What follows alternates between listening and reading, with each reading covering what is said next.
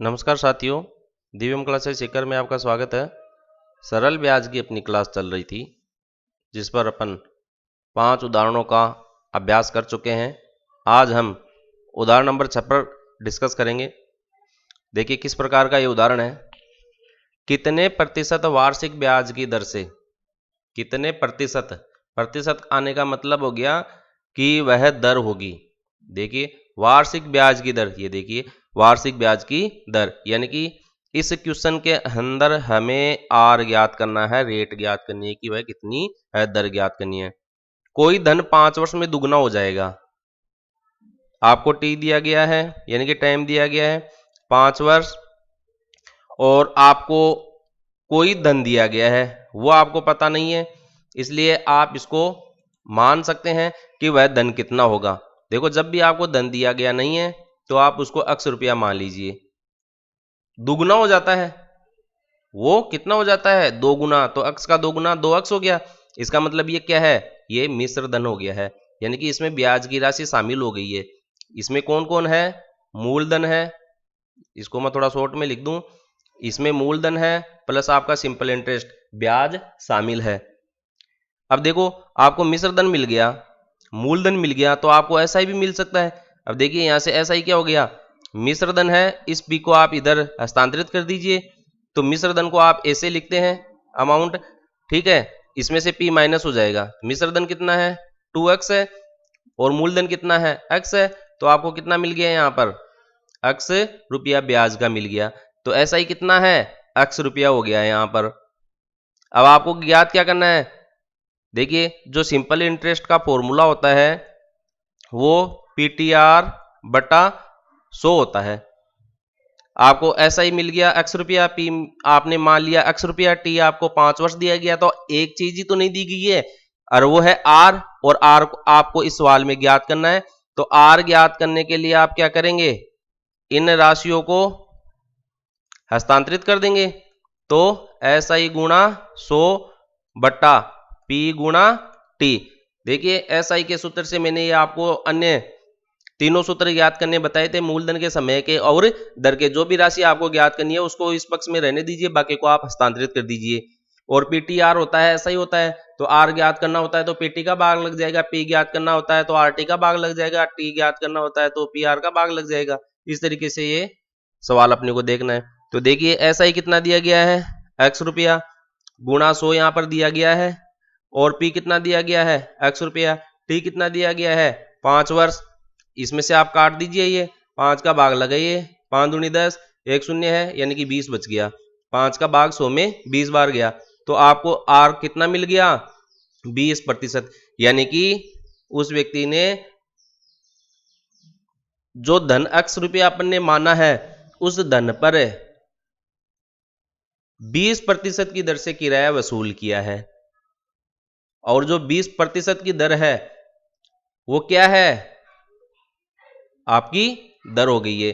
अब आगे देखिए, इस सवाल में आपने देखा होगा यहां क्वेश्चन जो मैंने हल कर रखा है उसमें 100 रुपया लिख रखा है मूलधन, जबकि मैंने यहां पर मूलधन को क्या माना है, x रुपया माना है। तो देखिए ये कंफ्यूजन भी मैं आपकी दूर कर दूं, जब भी किसी भी सरल ब्याज का कोई भी सवाल हो उसमें अगर आपको मूलधन नहीं दिया गया है तो आप उसको x रुपया भी मान सकते हैं और आप उसमें 100 रुपये भी मान सकते हैं।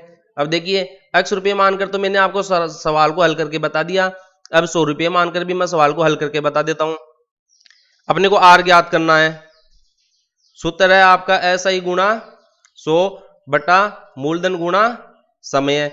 देखिए सिंपल इंटरेस्ट के लिए इससे पहले अपन मूलधन मान लिया अपन ने 100 रुपया है, पी कितना माना अपन ने 100 रुपया, और वो क्या हो जाता है 5 वर्ष में 2 गुना, तो टी तो आपका 5 वर्ष सही है, और अमाउंट कितना हो जाएगा 2 गुना, तो 100 का 2 गुना कितना हो गया 200 रुपया।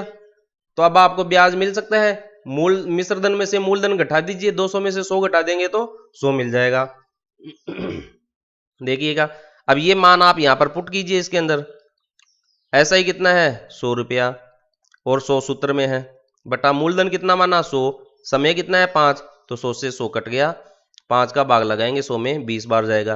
तो देखिए घूम फिर के अपने हल पर कोई भी प्रभाव नहीं पड़ रहा है, अपना परिणाम वो का वही प्राप्त हो रहा है जो हमने x रुपया मानकर हल किया था। आप इसमें हाथी घोड़ा कुछ भी मान लीजिए मूलधन को। अगर आप यहां पर मूलधन को हाथी मानते हैं तो वो 5 वर्ष में 2 हाथी हो जाता है। ठीक है, ये मजाक की बात है, बाकी आप देखते रहिएगा। इसमें एक महत्वपूर्ण बात मैं आपको बता दूं कि आगे देखते हैं, क्वेश्चन नंबर 7 में देखेंगे, कितने समय में टी ज्ञात करना आपको। क्या ज्ञात करना आपको? टी।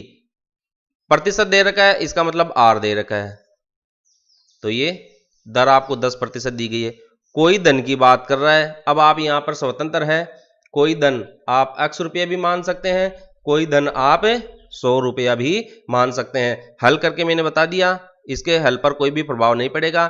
जो मान x रुपया मानने पर प्राप्त होता है वही मान 100 रुपया मानने पर प्राप्त होगा। ऐसा इसलिए होता है क्योंकि जो आप मानते हैं वही अंश और हर में समान रूप से उपस्थित रहता है, इसलिए वो कट जाता है। आगे देखिएगा, दुगुना हो जाता है, तो मैं तो x मान के कर लूं, मैं यहां पर x मान के कर लेता हूं। देखिए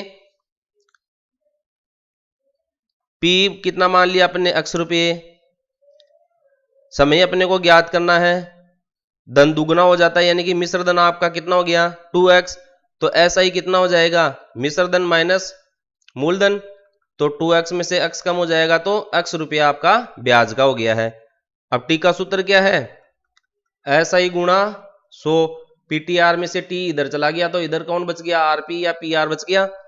ऐसा ही कितना है x रुपया गुणा 100 बटा आर कितना है बताइए 10% गुणा पी कितना है x रुपया। अब आप मुझे ये बताइए, इस सवाल को यहां तक करने में मैंने क्या गलती की है। अगर आप मेरे साथ क्लास में सीख रहे हैं तो आपको पता होगा मैंने यहां जो लिखा है इसमें एक गलती की है, संभवतः आपने पकड़ लिया होगा।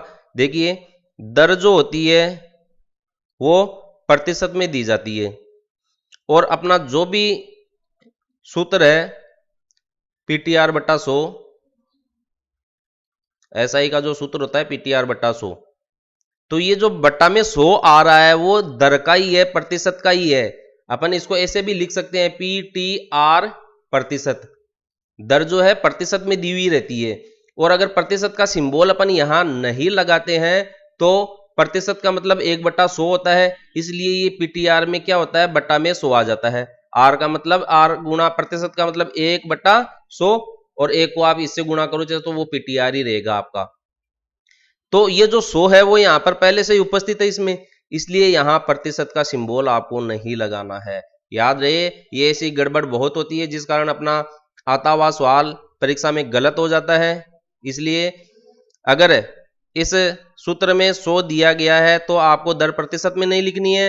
अगर सिंपल इंटरेस्ट का फॉर्मूला केवल पीटीआर के रूप में है तो दर आपको प्रतिशत के रूप में लिखनी है। ये एक टेक्निकल बात थी जो मैंने आपको बता दी है। अब देखिए इसको आगे हल करते हैं, x से x कट गया, 10 से 100 का भाग देंगे 10 बार जाएगा, तो t कितना मिल गया अपने को 10 वर्ष प्राप्त हो गया है। अब इस सवाल को आप 100 रुपये मानकर हल करें, आपको काफी खुशी होगी कि आपने x रुपये और 100 रुपये मानकर सरल ब्याज के इन सूत्रों को हल करना सीख लिया है। वीडियो अच्छा लगे लाइक करें, शेयर करें, सब्सक्राइब जरूर करें और बेल आइकन को जरूर दबाएं, ताकि जैसे ही मैं वीडियो बनाकर अपलोड करूं उसका नोटिफिकेशन आपको प्राप्त हो सके। और गणित की ये जो बेसिक जानकारी के साथ लर्निंग यहाँ पर चल रही है रीड के लिए, एकेडमिक क्लास के लिए, उनको पढ़कर आप फायदा उठा सके। धन्यवाद।